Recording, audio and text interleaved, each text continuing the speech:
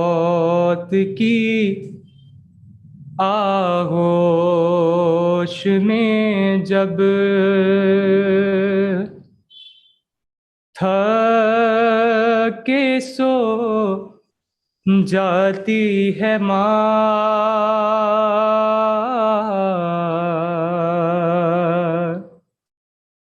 ارے پھر کہیں جا کر رضا تھوڑا سکون پاتی ہے ماں۔ إن الله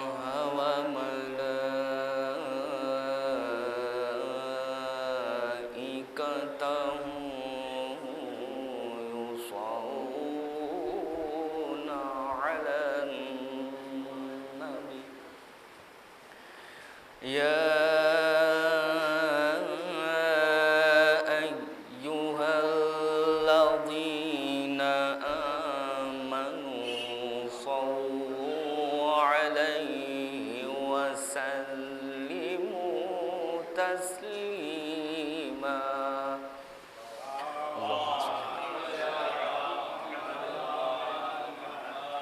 أعوذ بالله من الشيطان الرجيم بسم الله الرحمن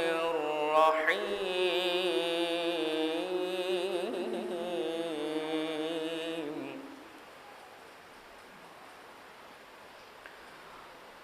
عسى ربكم أن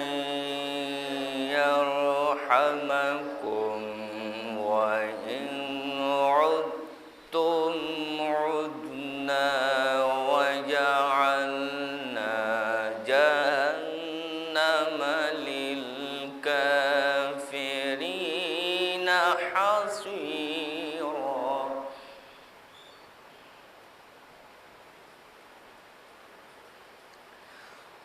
إن هذا القرآن يهدي للتي هي أقوم ويبشر المؤمنين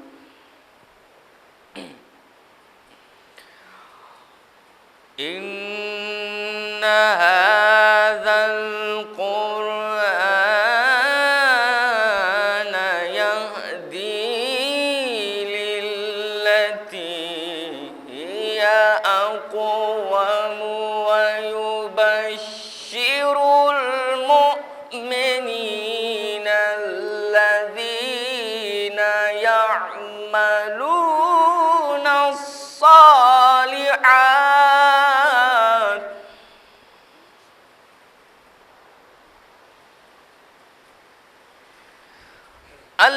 الذين يعملون الصالحات أن لهم أجرا كبيرا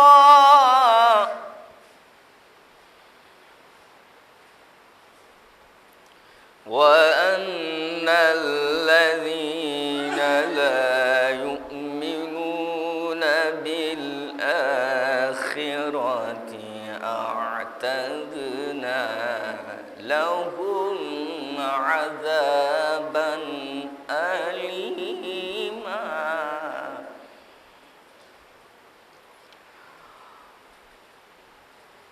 ويدعو الإنسان بالشر دعاءه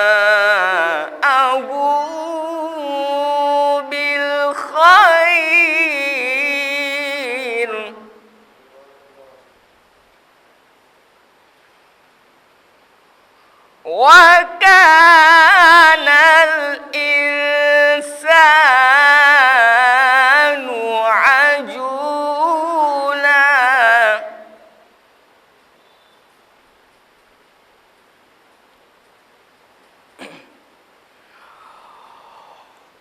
وجعلنا الليل والنهار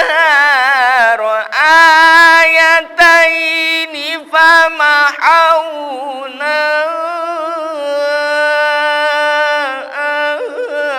آية الليل وجعلنا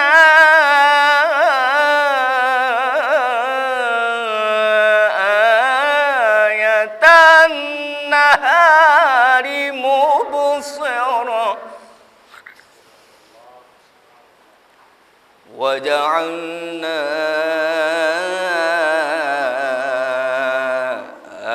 آية النهار مبصرة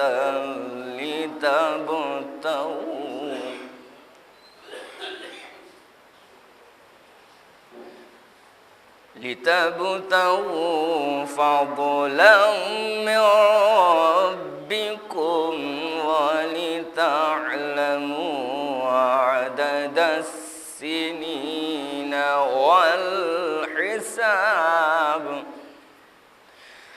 بسم الله الرحمن الرحيم.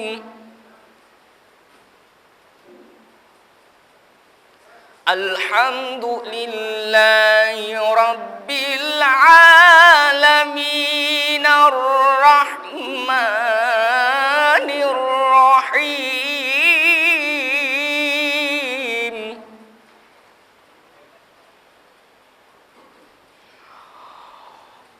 الحمد لله رب العالمين الرحمن الرحيم مالك يوم الدين إياك نعبد وإياك نستعين.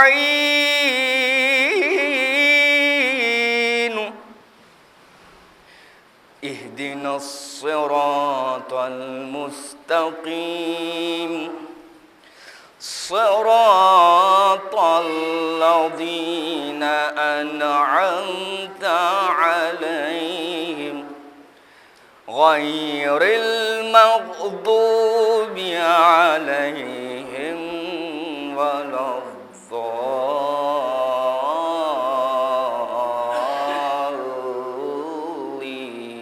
الضالين.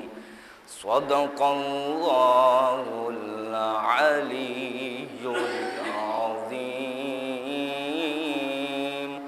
اللهم صل على محمد وآل محمد. یہ تھے قاری فرمان درجافری صاحب جو تلاوت کلام ربانی کے ذریعے آپ سب کے قلوب منور فرما رہے تھے. اب سوسخانی کے فرائض کو انجام دینے کے لیے گزار جناب ہادی صاحب ان کے ہمنوا سے کہ تشریف نہ اور سوسخانی کے فرائض کو انجام دیں.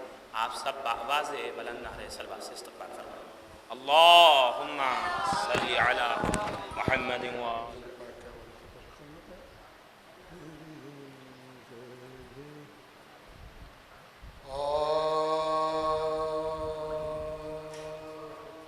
مریم سے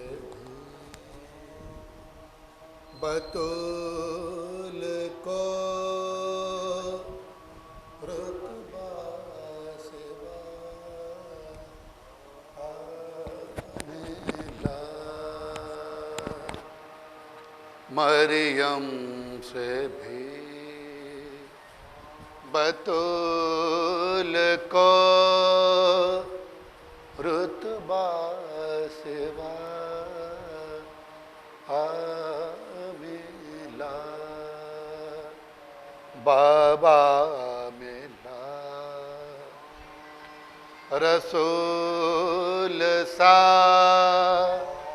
خیر ورا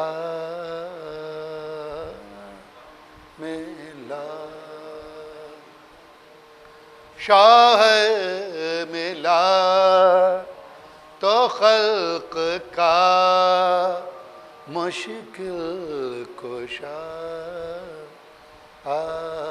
ملا، بیٹا ملا بادشاہ کربلا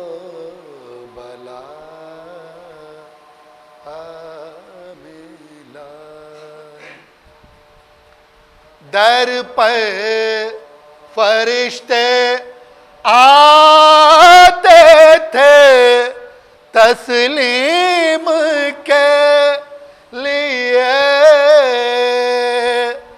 در پہ فرشتے آتے تھے تسلیم کے لیے، دائم رسول اٹھتے تھے تعظیم کے لیے، مریم سے بھی بطول کو بآواز بلند نعرہ صلوات۔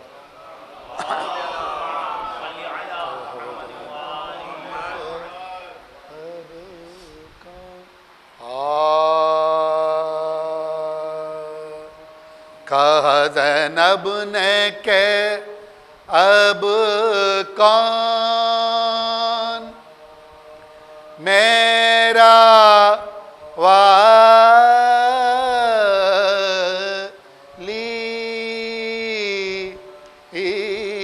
ہے، کہا زینب نے کہ اب کون میرا والی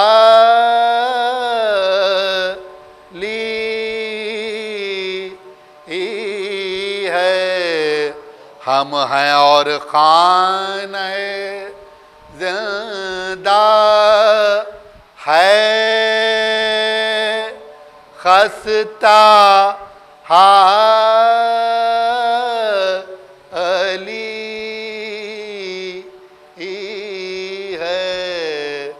کہا زینب نے کہ اب کون یا علی دیکھیے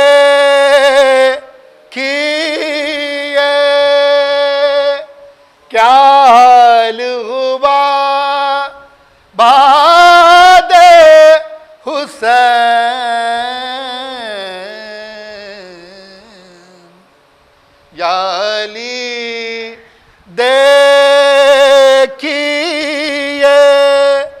کیا حال ہوا بعد حسین،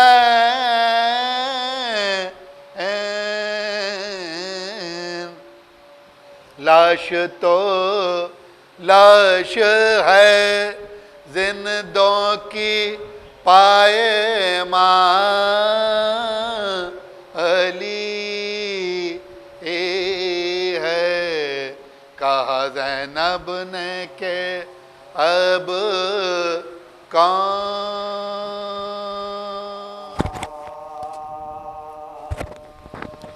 کچھ تو ہے در کو چلی کچھ مرتضیٰ کہنے لگے،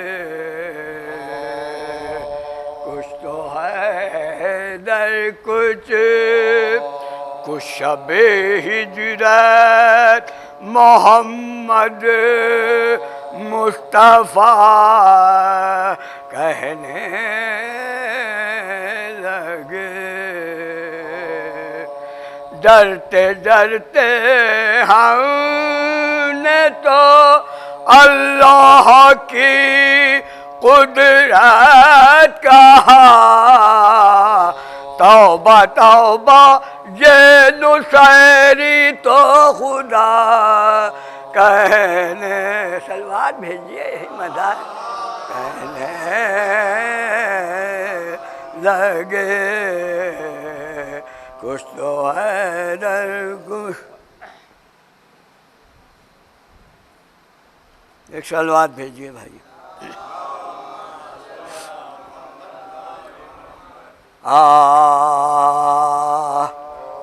زینب کی ذات مقصد شبیر بن گئی. زینب کی ذات مقصد شبیر بن گئی. سب نے حسینیت کو وہ تفسیر بن گئی. زینب کی ذات مقصد زینب دیار شام میں اسلام کے لیے. زینب دیار شام میں اسلام کے لیے. قرآن اور حدیث کی تفسیر بن گئی. زینب کی ذات مقصد شبیر بن گئی. صفت نبی کے واسطے زینب رہی سپر. صفت نبی کے واسطے زینب رہی سپر. لیکن یزید کے لیے شمشیر بن گئی. ذات مقصد شبیر بن گئی. دشتے بلا میں کوفہ میں دربار شام میں. دشتے بلا میں کوفے میں دربار شام میں. زینب کہیں علی کہیں شبیر بن گئے. صلوات بھیجیے یہی مزہ ہے.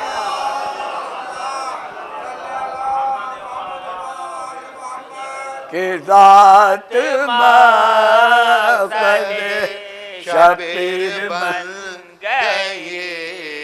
مقصد کو شاہدی کے بچانے کے واسطے.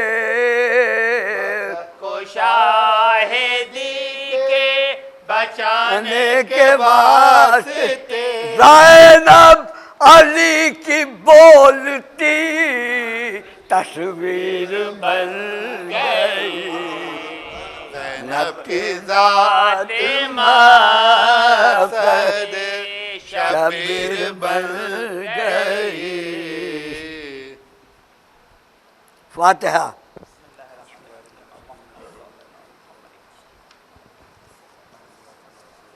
صلی اللہ علیہ محمد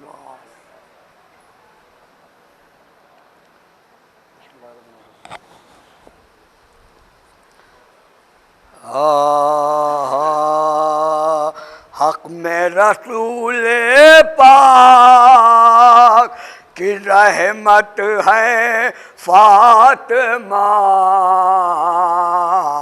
حق میں رسول پاک کی رحمت ہے فاطمہ. قرآن ہے نبی تو تلاوت ہے فاطمہ. احمد بشیر ہے تو بشارت ہے فاطمہ. سمجھے جسے نبی وہ عبادت ہے فاطمہ. طریقی یہ دی کی اشاعت کے واسطے مرکز بنی ہدایت امت کے واسطے.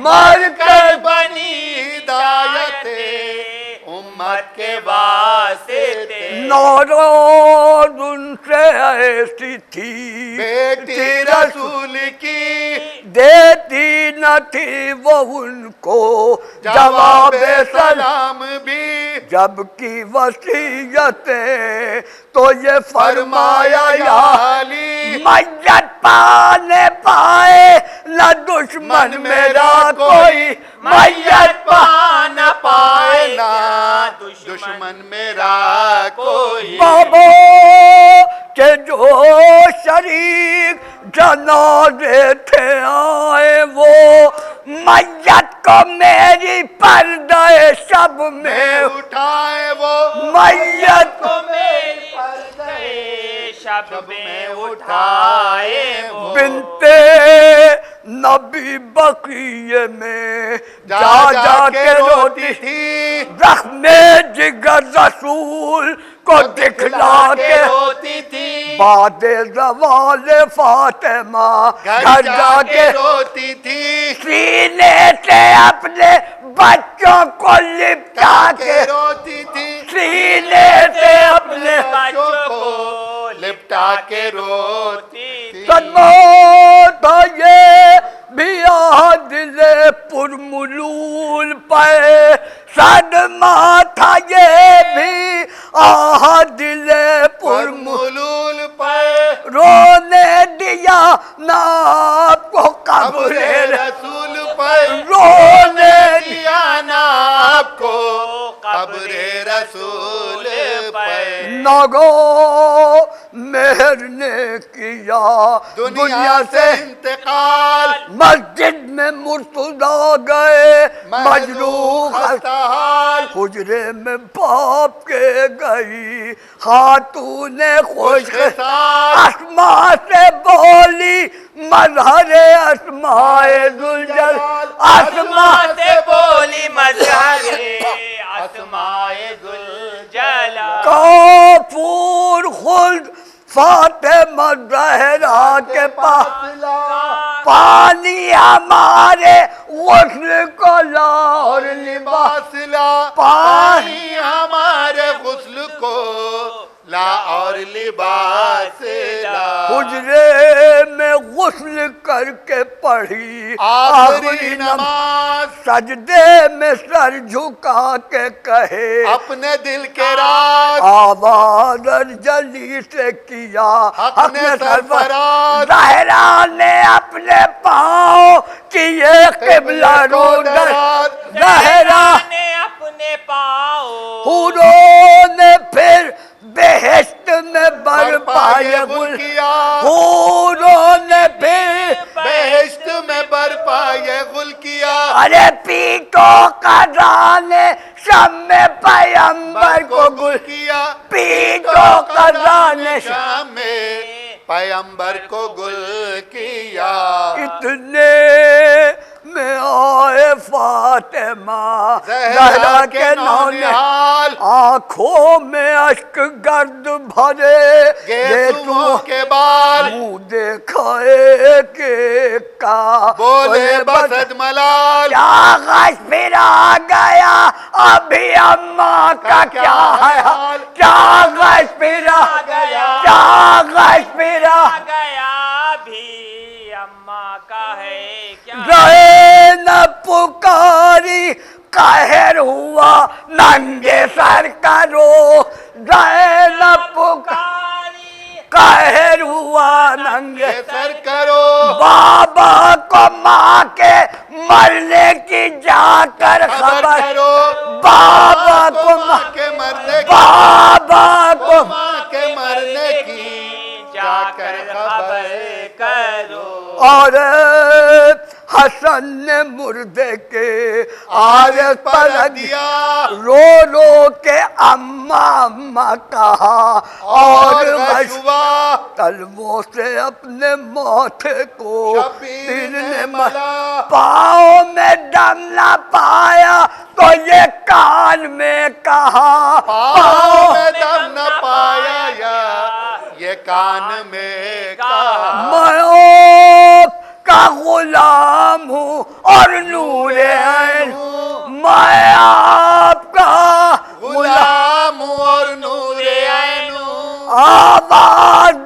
حسین اما حسین آواز دو حسین اما حسین حق میں دل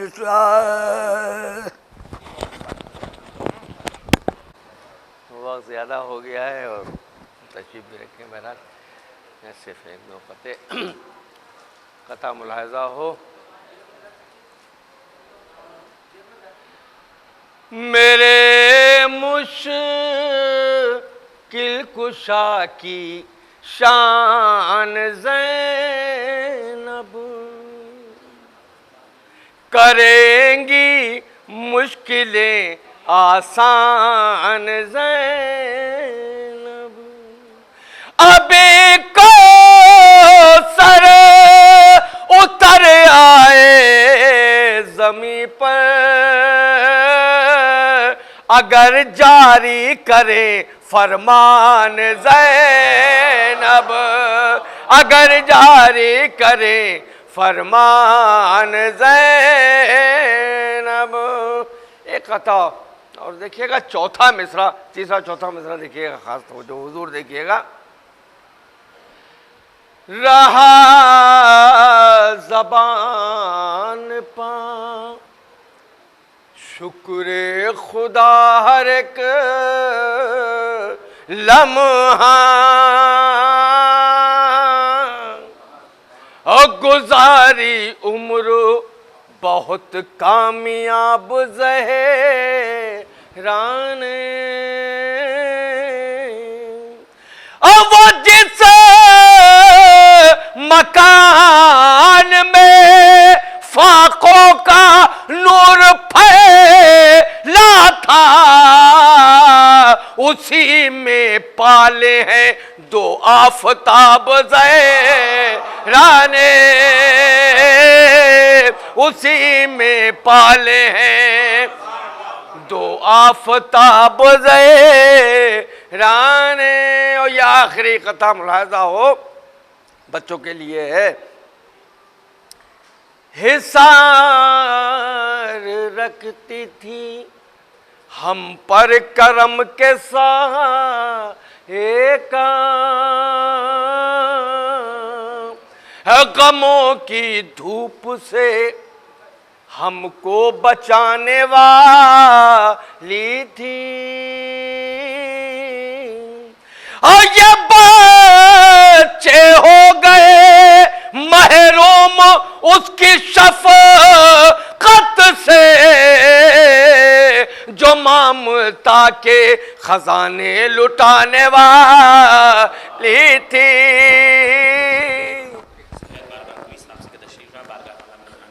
پیش کریں اور اس کے فوراً بعد آپ سب آواز بلند نعرہ صلی اللہ علیہ وسلم. وقت ہو چکا ہے مرحومہ کے سال ثواب کی مجلس ہے اس لیے سمجھ فرمائیں کہ جس نے پیا ہے الفت آل با کا جام جس نے پیا ہے الفت آل با کا جام بہلول جیسی زندگی جیتا ہے صبح و شام. دنیا کو میرنیس نے سچا دیا پیام کوثر سے منہ کو دھو لو تو لو فاطمہ کا نام.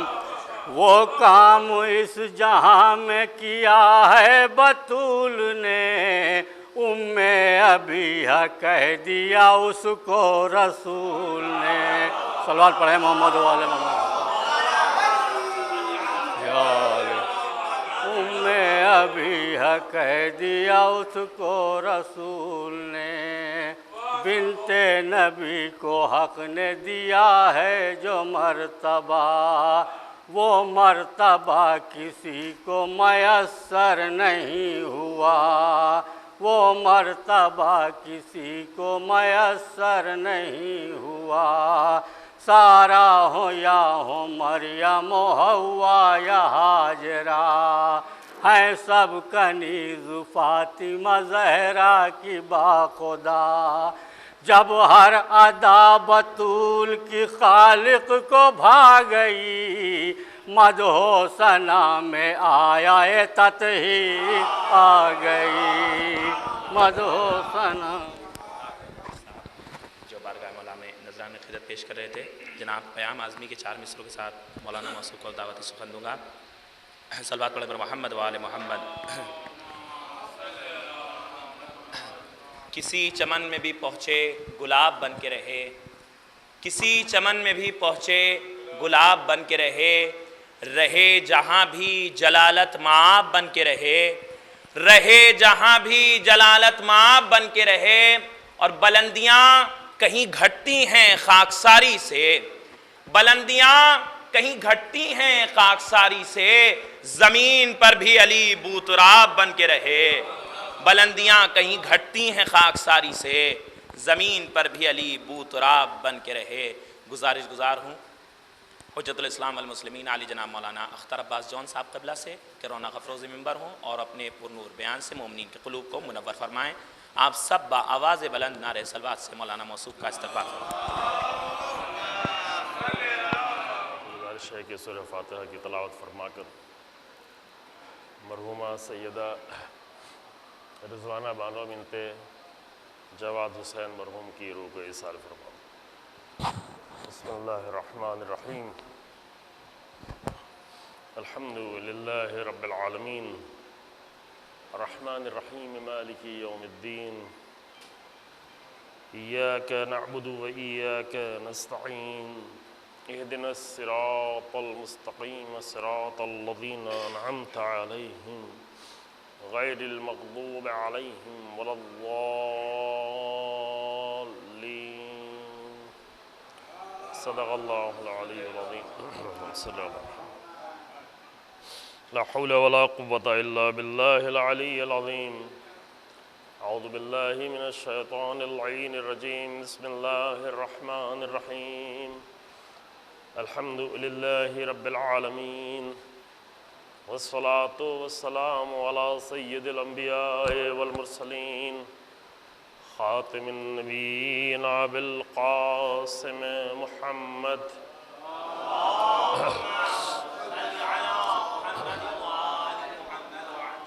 ثم الصلاة والسلام على أهل بيته الطيبين الأطهرين المعصومين المنتجبين، الذين أذهب الله عنهم الرجس وطهرهم تطهيرا۔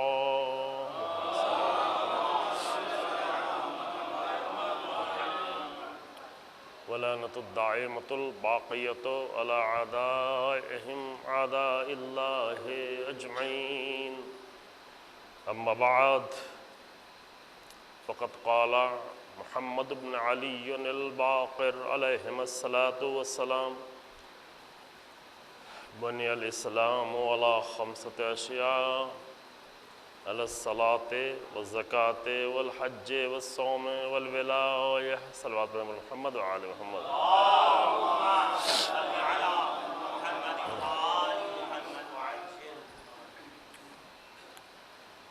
اصال ثواب کی مجلس ہے اور انشاءاللہ وقت پہ تمام ہو جائے۔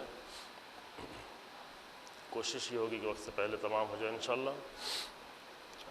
چند مطلب آپ کی خدمت میں عرض کرنے ہیں، لیکن اس سے پہلے ایک گزارش یہ ہے کہ ہمارے ان علاقوں میں ماشاءاللہ بہت ہی جذباتی اور ولولہ انگیز تقریریں ہوا کرتی ہیں، اور آپ کو انہی مجلسوں کی سننے کی شاید عادت ہوگی، تو پہلے سے جان لے کہ میں زیادہ جذباتی تقریر نہیں کروں گا، تاکہ یہ نہ ہو کہ آپ آخر تک امید لگائے بیٹھے رہیں اور پھر بعد میں آپ کو مایوسی ہو۔ لہذا پہلے سے خبر دے دینا بہتر ہے، اور اس کی وجہ یہ ہے کہ جذبات جو ہے وہ اس کی جگہ ممبر ہے بھی نہیں۔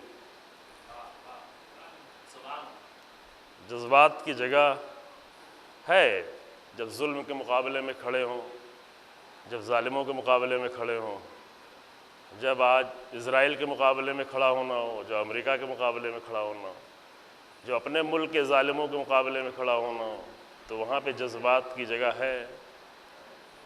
مثلا پچھلے سالوں میں گھنٹہ گھر کو جذبات کی جگہ تھی، ممبر کو نہیں تھی۔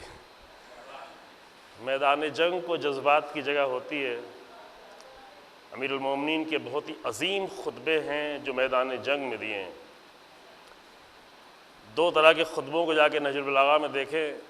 وہ خطبے جو امیر المومنین نے میدان جنگ میں دیے ہیں، ان کا لہجہ کیا ہے، ان کا انداز کیا ہے، ان کے جملوں میں کس طرح دھمک ہے، کس طرح جذبات ہیں، کس طرح محمد حنفیہ کو کہہ رہے ہیں کہ دیکھو اپنی نگاہوں کو لشکر کے آخری صف تک رکھنا اور دانتوں کو مضبوط رکھنا۔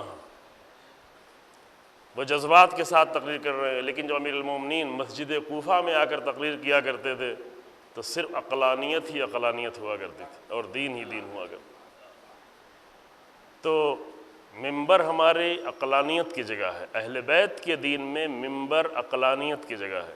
انشاءاللہ دعا کریں کہ وہ دن ہماری قوم کو نصیب ہو جب منبر سے عقلانیت کی باتیں کی جانے لگیں، اور جب منبر سے عقلانیت کی باتیں کی جانے لگیں گی تو جہاں جذبات کی ضرورت ہے وہاں ہم جذبات استعمال کرنے کے لائق بھی ہو جائیں گے۔ ابھی معاملہ الٹا ہو گیا ہے، سارے جذبات ہم آگے منبر میں استعمال کر لیتے ہیں، تو جہاں ضرورت ہوتی ہے ظالموں کے مقابلے میں جذبات ظاہر کرنے کی، وہاں ڈر کے بیٹھ جاتے ہیں، وہاں سکوت اختیار کر لیتے ہیں، وہاں خاموش ہو جاتے ہیں۔ وہاں عورتوں کو نکلنا پڑتا ہے، مرد خاموش ہو جاتے ہیں۔ تو جگہ اپنی ہر چیز کی اپنی جگہ پہ ہونا چاہیے، اسی کو عدالت کہتے ہیں۔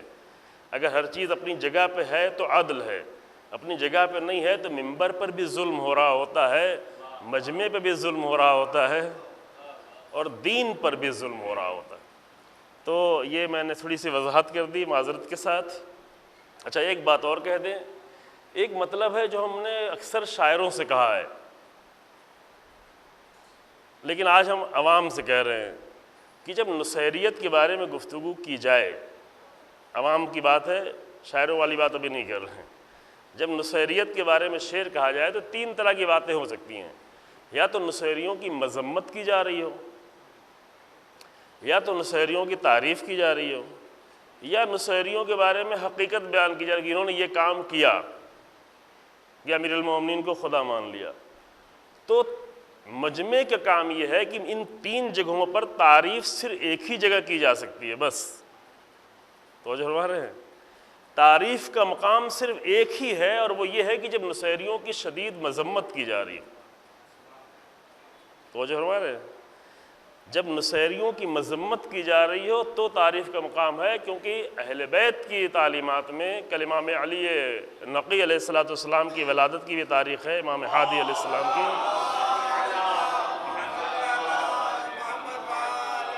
امام علی نقی علیہ السلام نے نصیریوں کو اور غالیوں کو ایسے کتے سے تعبیر کیا ہے جو بھیگا ہو، ممتورہ کا لفظ، جس کے اوپر مطر بارش ہو چکی ہو۔ سوکھا ہوا کتا ہے تو کسی کو زیادہ پریشانی نہیں ہوتی، وہ بیٹھا ہو لوگ گزر جاتے ہیں، وہ جا رہا ہو تو چلے جاتے ہیں، لیکن اگر بھیگی ہوئی کتیا آ جائے اور وہ گھر میں داخل ہو، روڈ سے گزر رہی ہو، گلی سے گزر رہی ہو، تو لوگ جلدی سے اپنے آپ کو بچاتے ہیں، کیونکہ وہ تنہا صرف بھیگی نہیں ہے بلکہ اس کے بھیگنے کی وجہ سے اس کے آس پاس کے جسم سے جو قطرات ٹپک رہے ہیں وہ بھی نجس ہیں، وہ بھی نجس ہیں۔ ممتورہ کا لفظ آیا ہے روایت میں، امام ہادی علیہ السلام، امام علی نقی السلام کی روایت میں، غالیوں کے لیے جو غلو کرتے ہیں کہ یہ ممتورہ جیسے ہیں، یعنی ایسی کتیا جیسے کہ جن کے اوپر بارش ہو گئی ہو، تو اور وہ بارش ہونے کے بعد اپنے آپ کو جھڑکتے بھی۔ آپ نے دیکھا جانوروں کو جب بارش زیادہ ہوتی ہے جھڑکتے ہیں اپنے آپ کو، جیسے آپ بھی جب نہاتے ہیں بال جھڑکتے ہیں سکھاتے ہیں، ویسے وہ جانور بھی کرتے ہیں۔ تو وہ صرف خود نجس نہیں ہوتے بلکہ اپنے پاس کے ماحول کو بھی نجس کر دیتے ہیں۔ وہی حال غلو کا ہے، وہی حال نصیریت کا ہے کہ وہ اگر منبر پر بھی آ جائیں تو ذہنوں کو نجس کر رہے ہوتے ہیں، دین کو نجس کر رہے ہوتے ہیں، مومنوں کو ایمان میں نجاستیں ڈال رہے ہوتے ہیں۔ تو نجاستوں کی تعریف تو نہیں کی جاتی ہے، توجہ فرما رہے ہیں۔ اور دین اہل بیت میں نصیری اتنا ہی نجس ہے جتنا مشرک اور منافق اور مشرک اور کافر، توجہ فرما رہے ہیں۔ تو 3 صورتیں ہیں، اگر نصیریوں کی تعریف کی جائے، اگر نصیریوں کی مذمت کی جا رہی ہو، جیسے اہل بیت نے بہت ساری مذمت کی ہے، ہم اس موضوع پہ پوری تقریر کر چکے ہیں، آن لائن موجود بھی ہے، حیدرآباد میں کی تھی، بالکل جو نصیریوں کا مرکز ہے اس سے ملے ہوئے عزاخانے میں کی تھی، وہاں اس کی زیادہ ضرورت تھی، لیکن ابھی دھیرے دھیرے ہمیں دوسرے شہروں میں بھی ضرورت محسوس ہونے لگی ہے، تو کبھی آپ کے سامنے بھی تفصیل سے پڑھا جائے گا، لیکن نیٹ پر موجود ہے، آپ یوٹیوب پہ ڈالیں گے حیدرآباد غالیوں کے مرکز میں نصیریوں کی ہدایت، تو آپ کو وہ تقریر مل جائے گی۔ یعنی ہم نے اپنی طرف سے وہاں کوئی بات نہیں کی ہے، صرف قرآن کی آیتیں ہیں اور اہل بیت علیہ السلام کی حدیثیں اور روایتیں ہیں جو بہت شدید ہیں۔ تو اگر ان کی مذمت کی جا رہی تو آپ تعریف کریں، لیکن اگر ان کے بارے میں حقیقت بیان کی جا رہی کہ انہوں نے امیر المومنین کو خدا مان لیا تو وہ تعریف کا مقام نہیں ہے، وہ افسوس کا مقام ہے۔ توجہ کریں، وہ تعریف کا مقام نہیں کہ ہر شعر پر مومنین کہیں واہ واہ واہ واہ تعریف کریں، وہ افسوس کا مقام ہے کہ جو لوگ مومن تھے وہ کیسے مشرک کافر بن گئے، نصیری بن گئے، نجس کیسے ہو گئے۔ پاکیزہ لوگ اگر نجس ہو جائیں تو اس پہ تعریف کی جاتی ہے، یہ خوش ہونے کا مقام ہے نہیں ہے۔ لہذا جذبات میں آ کے ہر چیز کی تعریف نہ کر دیا کریں۔ شاعر تو ہر بات کو جذبات میں پڑھے گا، لیکن سننے والے جذبات میں آ کے ہر چیز کی تعریف نہ کریں۔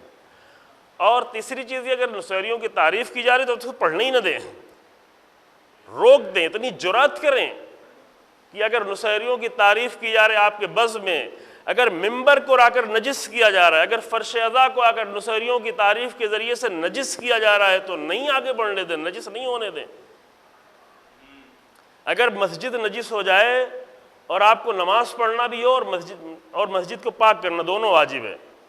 مسجد کو پاک کر، جیسے ہی مسجد نجس ہو اس کو پاک کرنا واجب ہے، یہ مسجد میں مجلس ہو رہی ہے نا، اور نماز پڑھنا وہ بھی واجب ہے۔ تو شریعت کا حکم یہ ہے کہ پہلے مسجد کو پاک کریں پھر نماز پڑھیں، یہ نہیں کہ ابھی نماز کا وقت ہے پڑھ لیں، پہلے مسجد کو پاک کریں۔ ہاں اگر بالکل آخری وقت ہو، قضا ہو رہی ہو نماز تو الگ مسئلہ ہو جاتا ہے، لیکن عام طور سے وقت ہے تو پہلے پاک کریں پھر۔ اب اگر ایک نجس ہو جائے مسجد کا ایک کونا تو اسے پہلے آپ پاک کریں پھر نماز پڑھیں، اور خدا نخواستہ اگر ذہن نجس ہونے لگے، ممبر کو نجس کیا جانے لگے تو وہاں مومنین کی ذمہ داری کیا ہوتی؟ توجہ فرمائی آپ نے۔ تو یہ باتیں ہم نے اس لیے کی ہیں چونکہ اس طرح کی باتیں بھی بہت زیادہ کی جا رہی ہیں، بہت سارے شعر میرے ذہن میں کبھی کبھی پڑھتا بھی رہتا ہوں کس طرح کے شعر ہیں، لیکن اس کے مقابل میں کچھ شعر اچھے بھی ہیں۔ پچھلے ہی دنوں میں ایک مجلس ہو رہی تھی، باہر سے ایک شاعر آئے ہوئے تھے، لکھنؤ کے نہیں تھے، باہر سے تھے۔ مجھے کبھی کبھی یہ کہنے کا دل چاہتا ہے، آپ کے سامنے کہیں تو اچھا ہے، کہ لکھنؤ سے پورے ہندوستان میں شیعت اہل بیت کا دین پہنچایا گیا ہے، کہیں ایسا نہ ہو کہ اہل بیت کا دین سیکھنے کے لیے ہمیں پھر باہر کے لوگوں کی ضرورت پڑے کہ ہم تو غالی ہو گئے، ہم تو نصیری ہو گئے، آ کے آپ مجھے اہل بیت کا دین سکھائیں، ایمان کو بچائیں۔ توجہ فرما رہے ہیں؟ تو باہر کے شاعر آئے تو انہوں نے بڑا اچھا شعر پڑھا تھا، اتنا اٹھے تیری مدحت میں غلو کر بیٹھے، بد نصیبوں نے ثوابوں میں خسارہ پایا۔ نیت تو ثواب کی تھی کیونکہ مدحت کر رہے تھے، لیکن ثواب میں بھی کیا ملا؟ خسارہ۔ سمجھ رہے ہیں نا؟ ابھی لکھنؤ میں تو نہیں بتانے کی ضرورت ہے، خسارہ یعنی گھاٹا۔ اتنا اٹھے تیری مدحت میں غلو کر بیٹھے، بد نصیبوں نے ثوابوں میں خسارہ پایا۔ اور ایک کسی کا شعر ہے کہ نصیری اتنا نہ کر تجاوز، تیرا عقیدہ بجا نہیں ہے، علی کا بندہ ہوں میں بھی لیکن علی ہمارا خدا نہیں ہے۔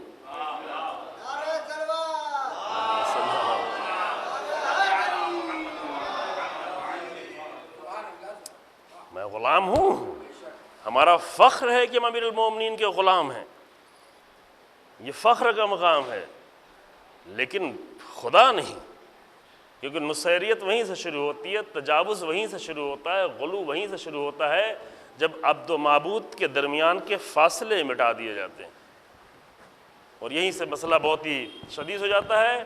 تو کہ اس کے نتیجے میں وہ دین جس کو 250 سال تک سن 11 ہجری سے لے کر 260 ہجری غیبت صغریٰ کے شروعات تک 250 سال تک اہل بیت نے اور اس کے پہلے پیغمبر اکرم صلی اللہ علیہ وآلہ وسلم نے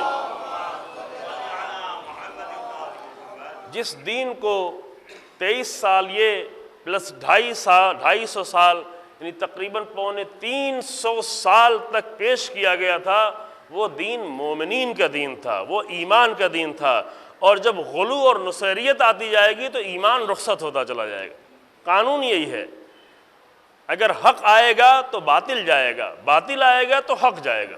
حق اور باطل دونوں ساتھ میں نہیں رہ سکتے. یہ امید نہیں کریں کہ حق و باطل دونوں ساتھ میں رہیں گے.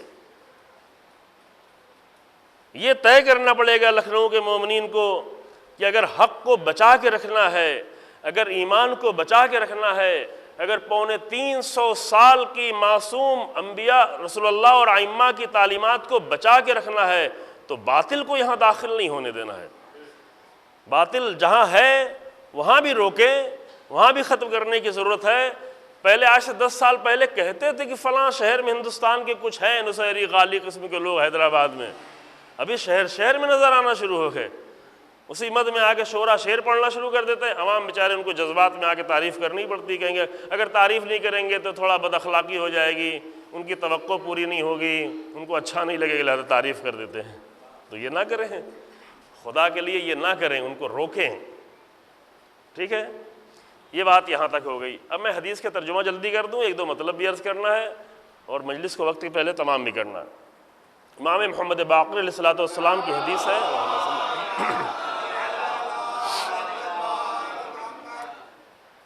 امام فرماتے ہیں کہ دین کی بنیاد 5 چیزوں پر رکھی گئی ہے. بنی الاسلام علی 5 اشیاء، اسلام کی بنیاد 5 چیزوں پر رکھی گئی ہے. اگر عربی میں آپ لوگوں نے سمجھ لیا تو پھر پوچھنے کا فائدہ نہیں ہے، چونکہ میں نے عربی میں روایت پڑھ دی تھی اور شاید یہ روایت آپ کی سنی ہوئی ہو. لیکن اگر نہ سمجھ پائے ہوں یا توجہ نہیں کہ مولانا کچھ عربی پڑھ رہے ہیں مجھے کیا لینا دینا، بعد میں بھی ترجمہ کریں گے، تو میں آپ سے پھر سوال کرتا ہوں کہ 5 چیزیں ہمارے دین کی بنیاد آپ کے ذہنوں میں کیا ہو سکتی ہیں؟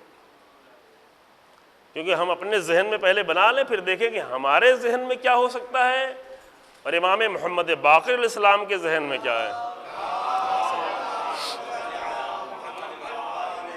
ابھی ولادت کی تاریخ بھی گزری، اسی مہینے میں ولادت تھی، معاف کیجیے گا، امام کی شہادت تھی جن کے ذریعے سے علم اہل بیت دوبارہ دروازہ کھل گیا. باقر العلوم لقب ہے، علوم کے دروازوں کو کھولنے والی ذات. تو ایک بہت بڑا علم اس حدیث میں پوشیدہ ہے. امام نے فرمایا کہ 5 چیزوں پر دین کی بنیاد رکھی گئی ہے.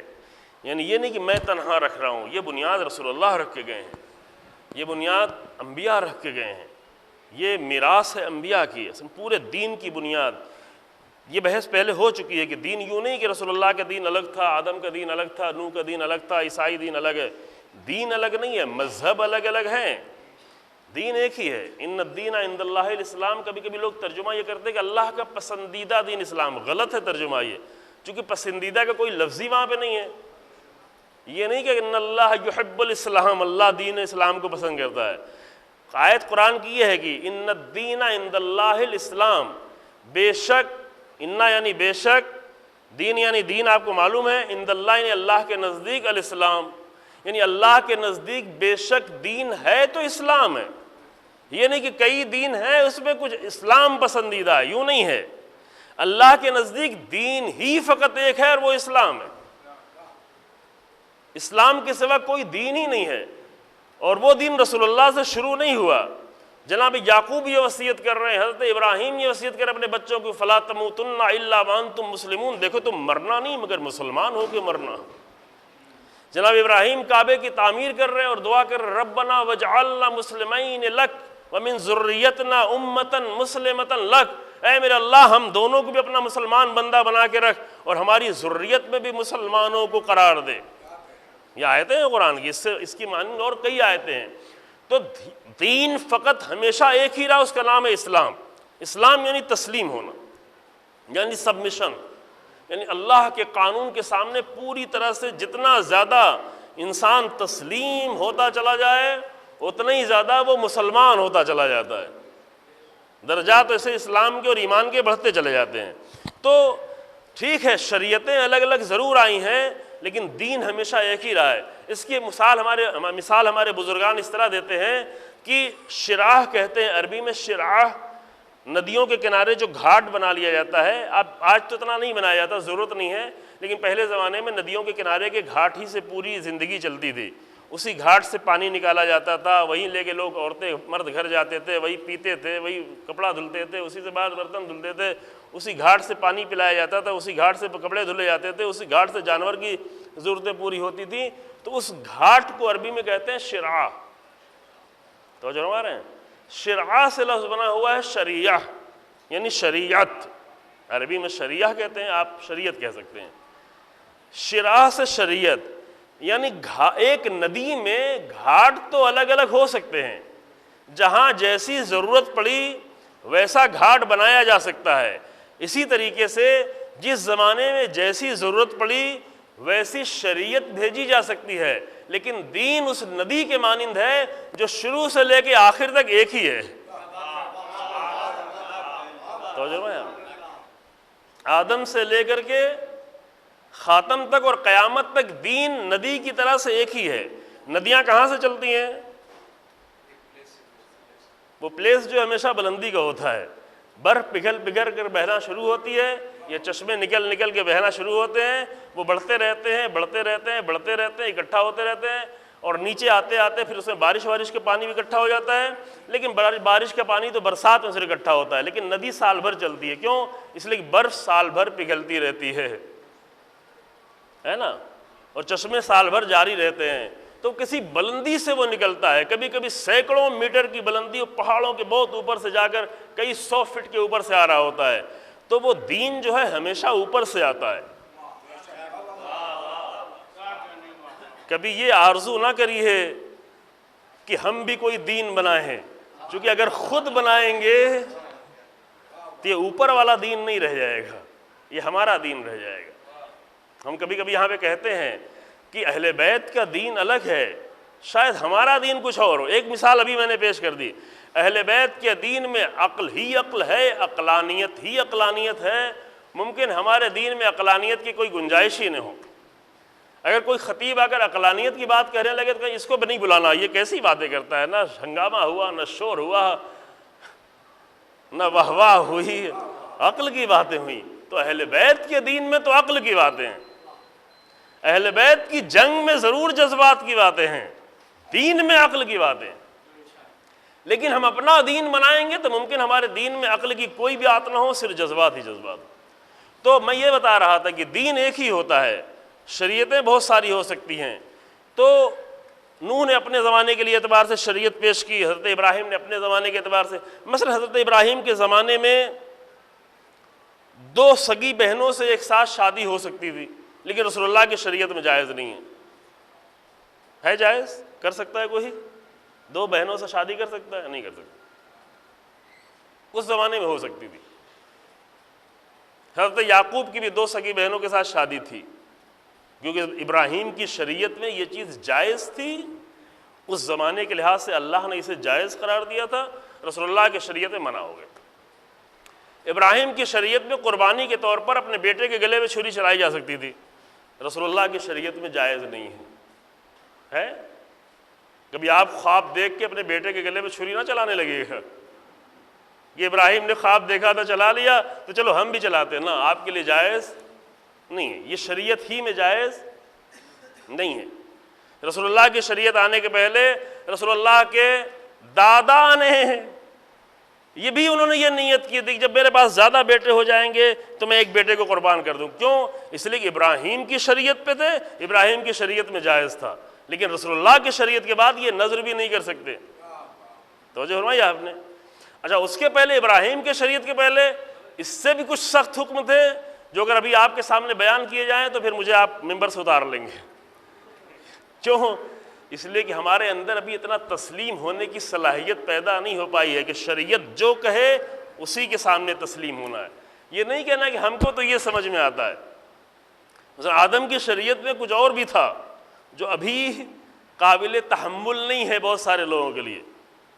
کیوں؟ اس لیے کہ شریعت ہمارے اپنے ذہن سے نہیں بنتی، شریعت اللہ کے حکم سے بنتی ہے.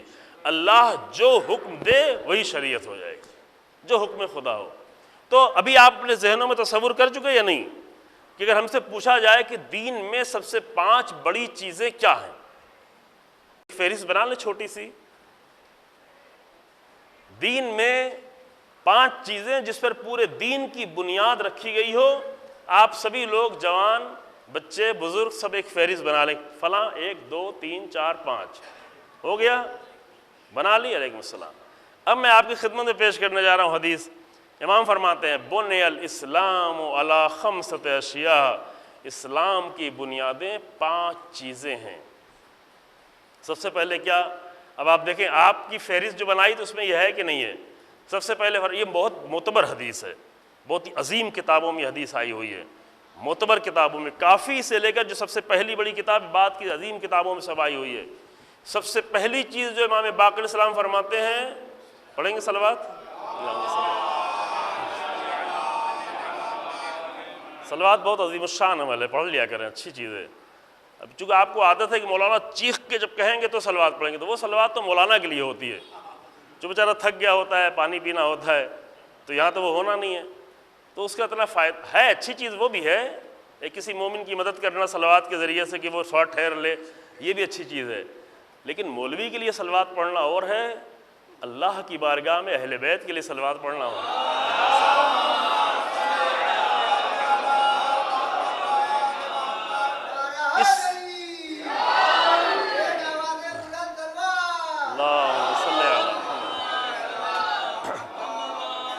اس نیت سے آپ زیادہ صلوات پڑھا کریں. میں ہر جگہ تقاضا کرتا ہوں کہ اس نیت سے اللہ کی بارگاہ میں اہل بیت کے لیے دعا کرنا، اس نیت سے زیادہ صلوات پڑھیں. تنہائی میں صلوات پڑھیں، چلتے ہوئے صلوات پڑھیں. بہترین، اللہم صلی علی محمد،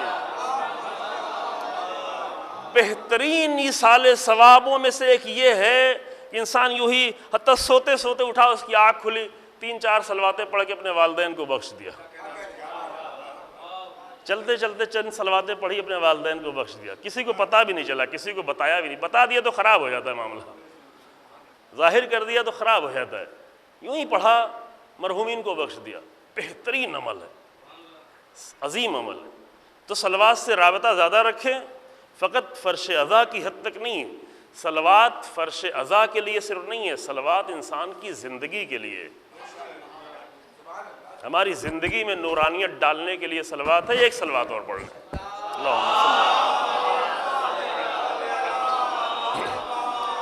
پہلی چیز امام فرماتے ہیں 5 چیزوں پہ دین کی بنیاد ہے. پہلی چیز الصلاۃ، پہلی چیز ہے نماز. دین کی بنیاد نماز، پہلی چیز. اب یہ مسجد ہے، مومنین کو معلوم ہوگا کہ مسجد میں کتنے لوگ یہاں پہ آتے ہیں، تو اس سے اندازہ خود کر سکتے ہیں کہ ہمارے دین کی بنیاد وہی ہے جو امام باقر نے فرمائی ہے، یا ہم نے کوئی اور دین بنایا ہوا. اللہم صلی علی محمد. اب یہ سوچنے کا مقام ہے.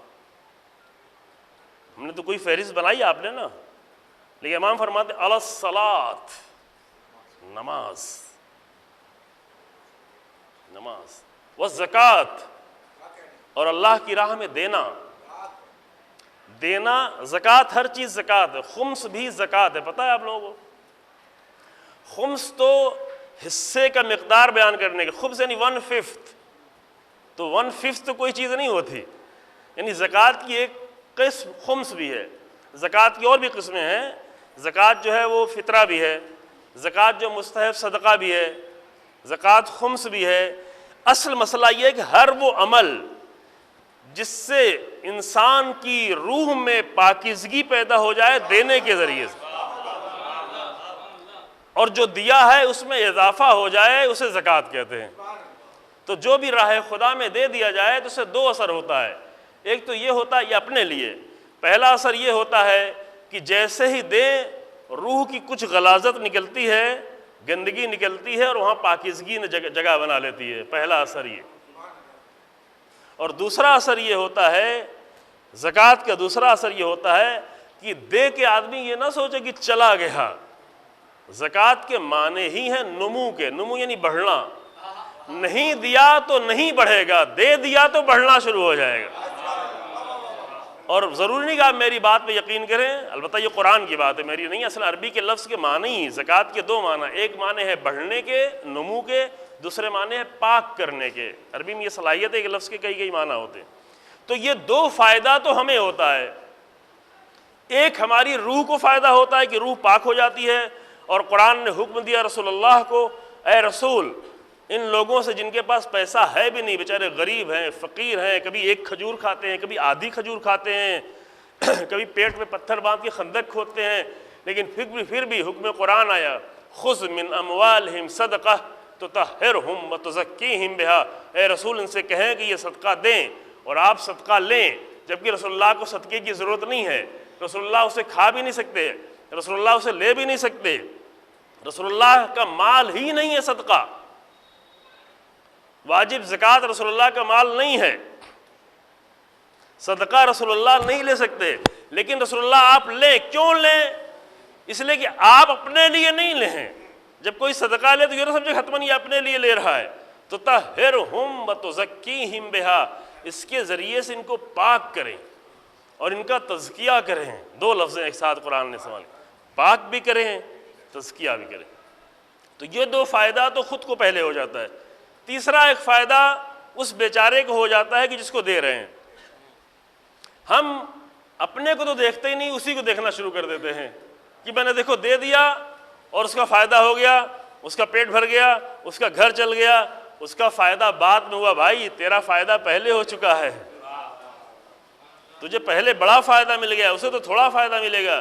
اس کی مثال ہمارے بزرگ اس طرح سے دیتے ہیں جیسے کوئی انسان گاؤں دیہات میں ہوتا ہے, لوگ نہا رہے ہوتے ہیں اپنے آپ کو پاک کرنے کے لیے, تو جب نہاتے ہیں کنویں سے پانی نکال کے, ہینڈ پائپ سے نکال کے, تو وہ پانی بہہ بہہ کے کھیت میں چلا جاتا ہے, کسی درخت میں چلا جاتا ہے. تو آپ کیا کریں کہ اور نہاؤ اور نہاؤ اور نہاؤ. کیوں نہاؤ؟ اس لیے نہاؤ کیونکہ وہ درخت کی سینچائی ہو رہی, کھیت کی سینچائی ہو رہی ہے. بھائی ہم کھیت کی سینچائی کے لیے نہیں نہا رہے ہیں, خود کو پاک کرنے کے لیے نہا رہے ہیں, لیکن اس کا فائدہ یہ ہے کہ درخت کو بھی پانی مل جاتا ہے. ایسے ہی زکوٰۃ ہے, ایسے ہی خمس ہے, ایسے ہی صدقہ ہے کہ صدقہ و خمس و زکوٰۃ کسی کا پیٹ بھرنے کے لیے نہیں دیا جا رہا ہے, خود کو پاک کرنے کے لیے دیا جا رہا ہے. ہاں اس کا فائدہ یہ ہے کہ اس کا بیچارے کا پیٹ بھی بھر جائے گا, اچھی بات ہے نا. تو نماز کے ساتھ زکوٰۃ کا ذکر پہلے کیوں ہوا؟ عام طور سے ایسا نہیں ہوتا ہے. عام طور سے نماز کے بعد روزہ ہوتا ہے, پھر حج ہوتا ہے نا, تو ایک ترتیب سے ہوتا ہے. لیکن امام نے فرمایا الصلاۃ والزکوٰۃ. اس کی شاید وجہ یہ ہے, ایک تو یہ وجہ کہ قرآن میں یہ دونوں لفظ ساتھ ساتھ آئے جگہ جگہ, صلاۃ و زکوٰۃ, صلاۃ و زکوٰۃ. کیوں؟ اس لیے کہ صلاۃ ہے بندگی کا نام, زکوٰۃ ہے انسانیت کی راہ میں خدمت کرنے کا نام. اور روایات میں اللہ کی بندگی کے بعد اس دنیا میں جو سب سے زیادہ محبوب عمل ہے اللہ کے نزدیک, وہ انسانوں کے خیر میں شامل ہے, لوگوں تک بھلائی پہنچانا, لوگوں تک کچھ خیر پہنچا دینا, یہ محبوب ترین عمل ہے. تو فرمایا دین کی بنیادیں, چونکہ یہ سارے کلمات ہیں, ہر ایک وضاحت کے لیے ایک مجلس چاہیے ہے, لیکن مجھے مجلس اپنی 50-55 منٹ میں ختم کرنا ہے اذان سے پہلے. تو فرمایا کہ دین کی بنیادیں 5 ہیں, نماز, زکوٰۃ, والحج والصوم. اب صوم پہلے بھی نہیں رہا ہے بلکہ حج پہلے رہا ہے, حج کا زمانہ بھی ابھی گزرا ہے. اس کی وجہ شاید, چونکہ وضاحت نہیں کی گئی لہذا اپنی طرف سے شاید کہہ سکتے ہیں, حج پہلے لانے کی شاید وجہ یہ ہے کہ حج ایک ایسا عمل ہے کہ جو زندگی میں صرف ایک ہی بار واجب ہوتا ہے, ایک بار بس. اللہ اکبر, اتنا عظیم عمل. ابھی ہمارے بعض مومنین نے, چونکہ ابھی ایمانی دین کم رہ گیا ہے, غالیوں والا دین بڑھتا جا رہا ہے, تو بعض لوگوں نے پہلے ہی سے طے کر رکھا کہ حج تو ہمیں نہیں کرنا ہے, پیسہ کتنا بھی ہو جائے لیکن حج نہیں کرنا ہے. حج نہیں کرنا ہے تو رسول اللہ کی زیارت بھی نہیں کرنا ہے. حج نہیں کرنا ہے تو امام حسن و امام سید سجاد, امام باقر, امام جعفر صادق علیہ السلام کی زیارت بھی نہیں کرنا ہے. حج نہیں کرنا ہے تو جناب زہرا کی زیارت بھی نہیں کرنا ہے. حج نہیں کرنا ہے تو اس زمین پہ قدم بھی نہیں رکھنا ہے جہاں پر 63 سال رسول اللہ کے قدم پڑے تھے, جہاں پر 57-58 سال امیر المومنین نے قدم رکھے تھے مدینہ و مکے میں, جہاں پہ پوری زندگی جناب زہرا نے گزاری تھی. لیکن ہمیں حج نہیں کرنا ہے, پیسہ ہو بھی جائے تو حج نہیں کرنا ہے. اللہ, ایک عمل جو اللہ نے صرف زندگی میں ایک ہی بار واجب قرار دیا ہے, اور اگر کرنا بھی ہے تو بوڑھے ہو کر ویل چیئر پہ جب بیٹھ جائیں گے تو ایسے کاروان کو ڈھونڈیں گے کہ جو ویل چیئر چلانے والا بھی ہو، تو وہ بیچارہ ویل چیئر والے حج میں کیا مزہ ہے؟ جو انسان دور دور جا کے اسے طواف کرا دیا جائے، کعبے کے قریب بھی نہ جا سکے، سعی بھی خود نہ کر سکے، رمی جمرات بھی خود نہ کر سکے، کہ بھائی میں تو ویل چیئر پہ بھی نہیں جا پاؤں گا، میری نیابت میں جا کے مار کے چلے آؤ، تو ایسے حج کا مزہ کیا ہے؟ زیادہ حج کریں تو جوانی میں حج کریں، یعنی اتنی محنت کریں ہمارے جوان، اتنی محنت کریں کہ اتنا پیسہ کمائیں کہ جوانی ہی میں مستطیع ہو کر حج کرنے چلے جائیں۔ یہ دین میں اہم مقام ہے، یہ دین کا حصہ ہے۔ حج کے لیے پیسہ کمانا واجب نہیں ہے، لیکن عزت کے لیے پیسہ کمانا واجب ہے، یہ شرعی مسئلہ ہے، سمجھ رہے ہیں؟ نہیں، حج کے لیے واجب نہیں ہے، حج کے لیے کمائیں، اچھی چیز ہے، بہت اچھا ہے، لیکن اگر کسی مومن گھرانے کی عزت خطرے میں پڑ رہی ہے تو وہاں پر پیسہ کمانا واجب ہے، وہاں پر تجارت کرنا واجب ہے۔ اگر کسی کے پاس بہت ساری دولت ہے، خاندانی بہت سارے کھیت باڑی موجود ہے، اس کی زندگی بہت عزت سے گزر سکتی ہے، تو بھی اس کے لیے مستحب ہے کہ اور بہتر کرے، خود کے لیے، دوسروں کے لیے، بھائی بہن کے لیے، پڑوسیوں کے لیے، ضرورت مندوں کے لیے۔ یہ نہیں کہ پیسہ ہو پھر مسجد بنا دیں۔ ابھی بعض جگہیں اسی محلے میں ایسی ایک جگہ کھڑے ہو کے 3 مسجدیں نظر آ رہی ہوتی ہیں۔ مسجد تو باہر سے نظر آ رہی، نمازی کتنے نظر، یہ مسئلہ ہے۔ پیسہ جب آئے تو فقط مسجد نہیں سوچے، فقط عزا خانہ نہیں سوچے۔ الحمدللہ اتنا بڑا عزا خانہ ہے موجود ہے، یہاں مجلسیں ہو رہی ہیں، اب کوئی جوش میں آئے گا نہیں ہم کو بھی عزا خانہ بنانا ہے، پیسہ ہمارے پاس زیادہ ہو گیا ہے، نہیں، کافی ہے۔ یہ عزا خانہ جو بنا ہوا اس کو زندگی دیں، اس کو مرکز بنائیں، اس کو 10 دن کے لیے یا ایک خاص سنڈے کے لیے نہیں، اس کو پورے سال اہل بیت کے مکتب کی بنیاد قرار دے دیں۔ اس سے اہل بیت کا علم پھیلے، اہل بیت کا دین پھیلے، یہ کریں۔ لیکن پیسہ کہاں خرچ کریں؟ اب آپ کہیں گے کہ مولانا اپنی طرف سے کہہ دیں گے، ابھی مشکل ہو جائے گی، میں اپنی طرف سے کہوں گا نہیں۔ جب اگر پوچھا گیا امام جعفر صادق علیہ السلام سے کہ میرے پاس، میں جلدی روایت کا ترجمہ، میرے پاس 5 روٹی، 5 کھجور یا 5 سکے ہیں، یہی لفظ ہے، 5 کھجور، 5 روٹی، 5 سکے، اور جو میری ضرورت سے زیادہ ہیں، تو میں کیا کروں؟ آپ کیا کہیں گے؟ سب سے پہلے جو ہمارے ذہن میں آئے، میرے پاس 5 لاکھ روپے ہے، اضافی ہے، زیادہ ہے، کیا کریں گے؟ بس ایک مسجد بنا دو، میرا نام باقی رہ جائے گا، اس پہ میرا نام بھی لکھ دینا، یہ کچھ نہیں باقی رہے گا۔ نام لکھ دیا تو اور نہیں باقی رہے گا، ختم ہو گیا، جیسے ہی نام لکھا ختم ہو گیا، زیرو ہو گیا، سارا بیلنس زیرو ہو گیا، جہاں پر ہے وہاں بیلنس بالکل زیرو ہو گیا۔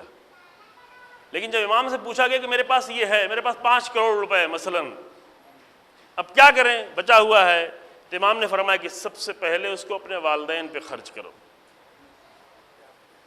والدین کی ضرورتوں کو پورا کرو اچھے طریقے سے، محبت سے۔ ایک والدہ کی، ایک ماں کی ایصال ثواب کی مجلس ہے، ماں اس دنیا کا بہترین احساس ہے۔